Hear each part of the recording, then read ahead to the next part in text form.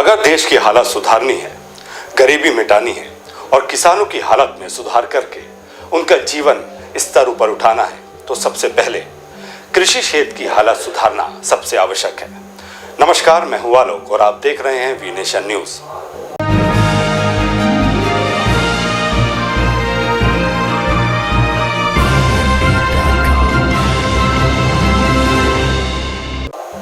देश की आधी से ज्यादा आबादी की स्थिति सुधारे बिना देश का विकास नहीं हो सकता है।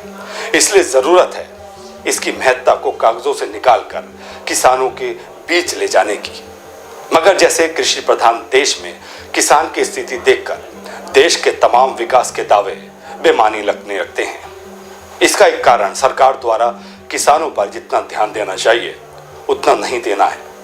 सरकार ने किसानों को 2022 तक उनकी आय दुगुना करने का वादा किया था। एमएसपी को लाकर 1.5 गुना करने का वादा किया था, लेकिन वादे केवल वादे ही बनकर रह गए। गौर करने वाली बात यह है कि हमारे देश में अब भी किसानों की औसत आय इतनी कम है, इससे उनका भरण पोषण नहीं हो सकता है। ये विडंबना ही कही जाएगी कि भारत में अन्नदाताओं की इनकम एक चपरासी से भी कम है।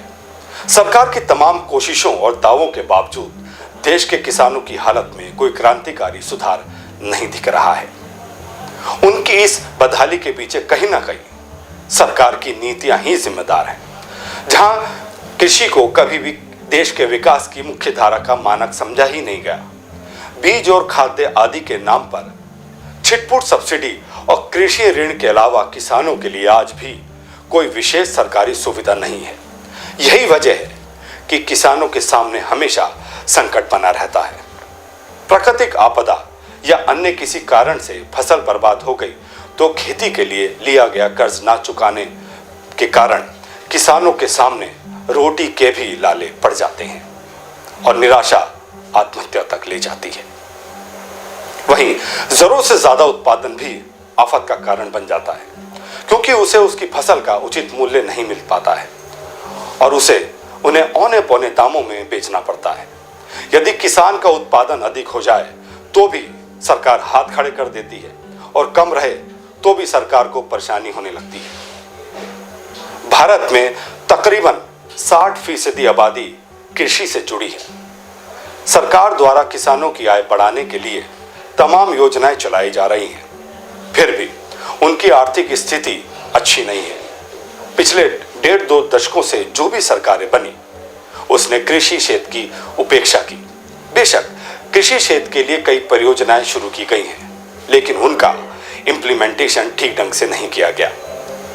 राष्ट्रीय कृषि विकास योजना, राष्ट्रीय खाद्यान्न सुरक्षा मिशन, राष्ट्रीय बागवानी मिशन जैसी ना जाने कई योजनाएं चल रही हैं। इसके अलावा भारत निर्माण, त्वरित सिंचाई लाभ कार्यक्रम, वर्षाधारी क्षेत्र विकास कार्यक्रम के तहत काफी क्षेत्रों को सिंचित करने का प्रस्ताव भी है, लेकिन सही तरीके से इंप्लीमेंटेशन ना होने की वजह से उनका लाभ नहीं मिल पा रहा है।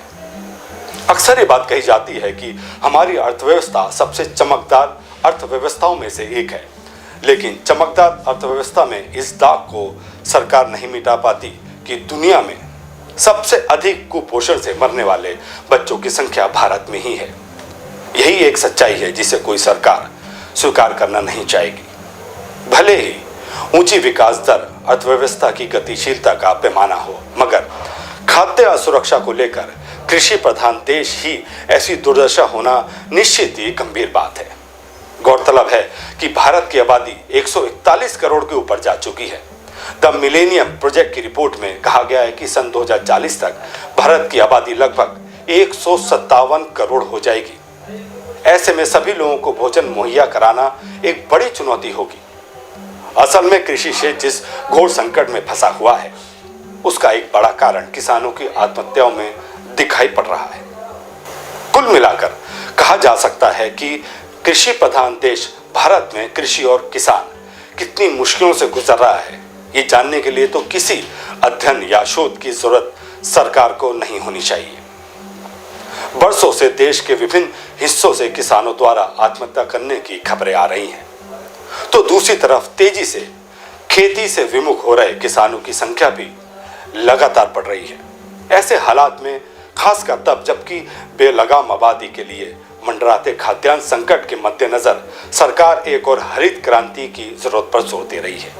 अगर भारतीय कृषि और किसान को गहरे संकट से उभारना है तो कुछ बड़े और कड़े फैसले सरकार को लेने होंगे। भले ही पिछले दशक में कृषि क्षेत्र के लिए ऋण में चाहे जितना इजाफा किया गया हो, लेकिन आज भी छोटे और सीमांत किसान अपनी जरूरतों की पूर्ति के लिए सेठ साहूकारों की ही मदद लेते हैं। ऐसा लगता है कि बैंकों की ऋण सुविधाओं का अधिकतर लाभ भी वही किसान उठा रहे हैं जो कर्ज चुकाने की स्थिति में है। यदि किसानों को खेती से लाभ दिलाने के लिए दीर्घकालिक उपायों पर गंभीरता से विचार नहीं किया गया तो स्थिति और भी भयानक हो सकती है। किसानी का पूरा काम इतना श्रम आधारित है कि इसमें शरीर तोड़ने वाले श्रम की जरूरत पड़ती है। किसान प्रकृति से भी लड़ता है क्योंकि प्रकृति कभी भी उसके नियम से चलती नहीं है और सरकार के द्वारा बनाई गई तमाम व्यवस्थाएं जो उसके प्रतिकूल जा रही हैं, किसान को उससे भी लड़ना पड़ता है।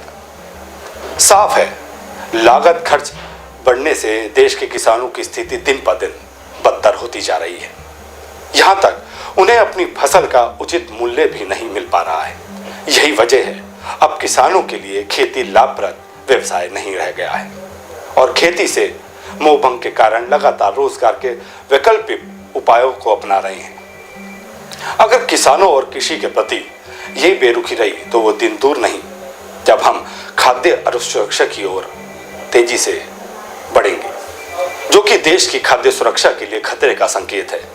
खाद्य पदार्थों की लगातार बढ़ती कीमत हमारे लिए खतरे की घंटी है।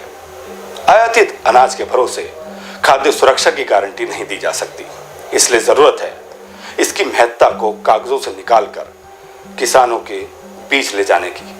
आज के लिए इतना ही। ज्यादा खबरों के लिए देखते रहिए वी नेशन न्यूज़।